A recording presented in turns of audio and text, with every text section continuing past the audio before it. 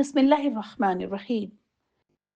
آپ کو قرآن کی تلاوت کرتے وقت جو الف کی شکل نظر آتی ہے وہ الف بھی ہو سکتا ہے اور حمزہ بھی ہو سکتا ہے۔ دیکھنا یہ ہے کہ الف اور حمزہ کو ہم پہچانے کیسے۔ سب سے پہلا پوائنٹ جو ہے وہ یہ ہے کہ الف ہمیشہ خالی ہوتا ہے، اس کے اوپر کبھی بھی نہ زبر ہوگی، نہ اس کے نیچے زیر ہوگی، نہ اس پر پیش ہوگی اور نہ ہی سکون کی علامت ہوگی۔ یعنی الف کے اوپر کبھی کوئی حرکت یا علامت نہیں ہوگی۔ جیسے اگزامپل میں آپ دیکھیں، قالا پہ آپ الف آپ کو جو نظر آ رہا ہے اس کے اوپر کوئی حرکت نہیں ہے اور کوئی علامت بھی نہیں ہے، ایسے میں یہ الف ہوگا۔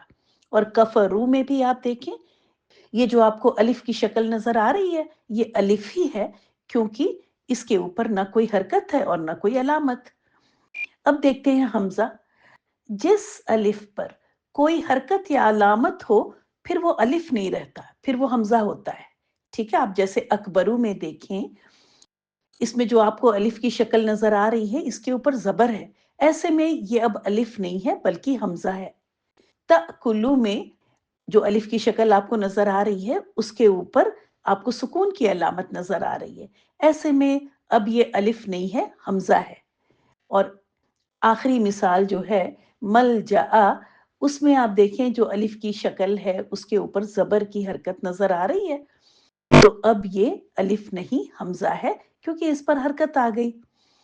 تو یاد رکھیں کہ الف ہمیشہ خالی ہوتا ہے بغیر کسی حرکت یا علامت کے۔